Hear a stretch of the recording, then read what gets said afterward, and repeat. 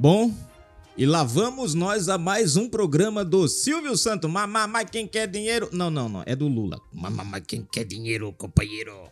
Não é do Silvio Santos, não. Bom, gente, véspera de votações no Congresso, né? Essa semana agora é semana de vetos. Inclusive, uma análise de veto já está meio que quase suspensa, né? Iam analisar essa semana, parece que não vão mais. Agora, quais os motivos para o Congresso adiar mais uma vez uma sessão que analisaria vetos de Lula? Presta atenção. Lula libera mais de 5 bilhões de reais em emendas para o Congresso. Gente, Lula libera mais de 5 bilhões de emendas para o Congresso. Aí eu bato na mesma tecla de novo. O Brasil tem mais ou menos uns 8 bilhões de reais. Prestem atenção. Tem mais ou menos uns 8 bilhões de reais bloqueados de vários ministérios com a desculpa da meta zero. Lembram disso? Não, porque para atingir a meta aí tem que cortar gastos daqui. Cortaram da saúde, cortaram da educação, cortaram da segurança, cortaram de tudo quanto é lugar. Você junta saúde, segurança e educação, dá em torno de 1 bilhão e 500 milhões bloqueados. Mais ou menos isso vai dar.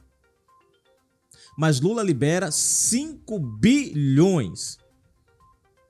Gente, nós tivemos duas liberações, tivemos várias liberações, mas nós tivemos duas liberações entre o ano passado e esse ano, que só essas duas liberações já resolvia o problema da meta zero. Ou seja, não precisa resolver o problema dos cortes da meta zero. O cara libera 5 bilhões, gente, numa semana para evitar vetos. Para evitar os vetos.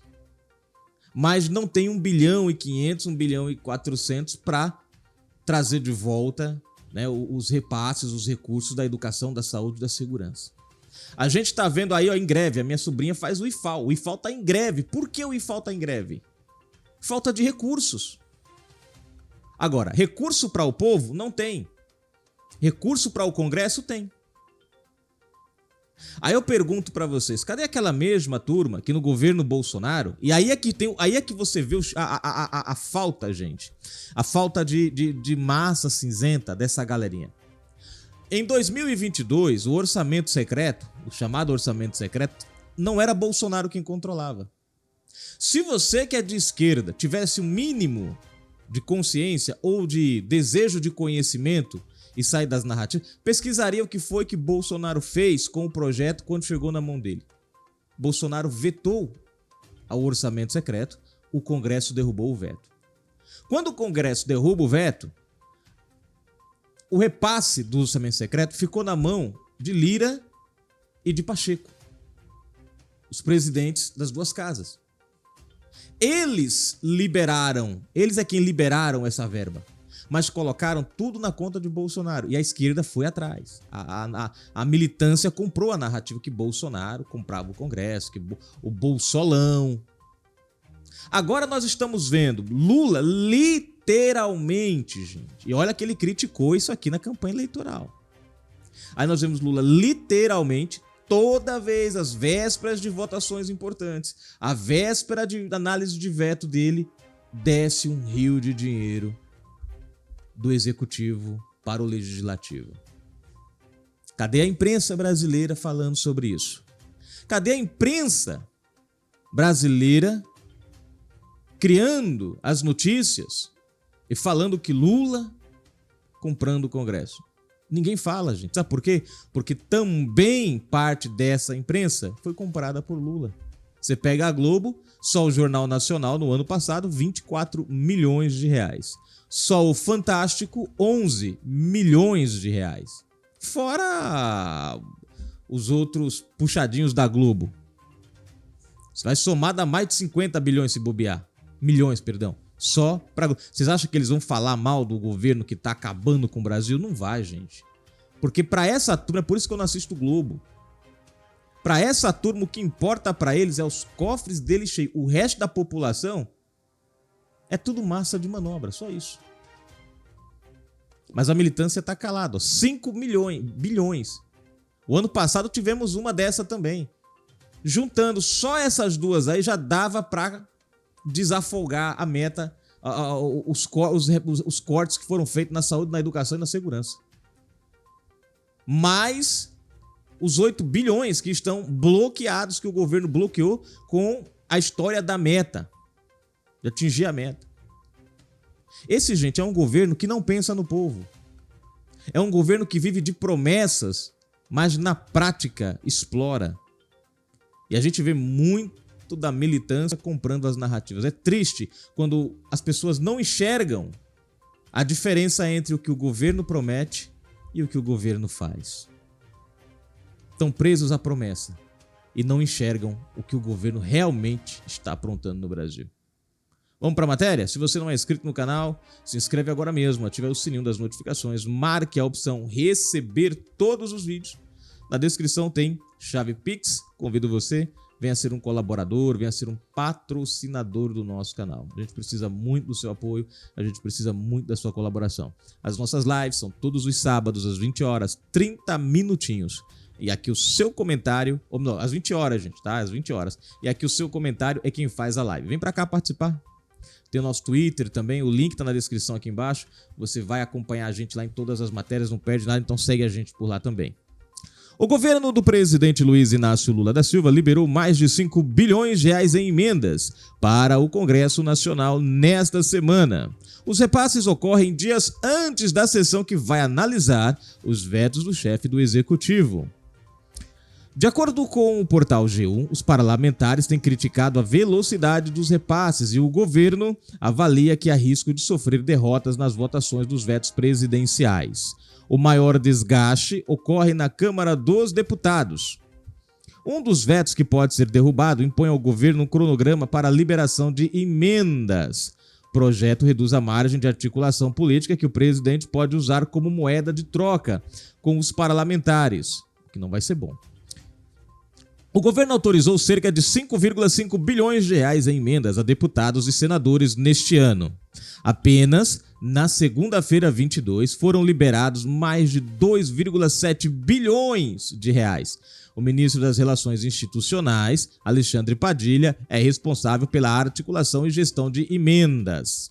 Há um objetivo claro do governo em acelerar a execução para a gente manter esse ritmo de retomada da economia e ritmo da execução dos programas, disse Padilha. Ele ainda afirmou que o governo federal deve repassar mais de 1 bilhão de reais esta semana. Já foi pouco que mandou, ainda vamos mandar mais. O povo vai ganhar alguma coisa? Não. A não ser a conta, né? O governo liberou as emendas antes de o Congresso Nacional analisar os vetos presidenciais, a Lei de Diretrizes Orçamentárias, LDO, e o Orçamento de 2024. A votação estava marcada para a noite desta quarta-feira, 24. Mas a sessão foi... Adivinha? 5 bilhões caindo, 2 bilhões... Foi adiada.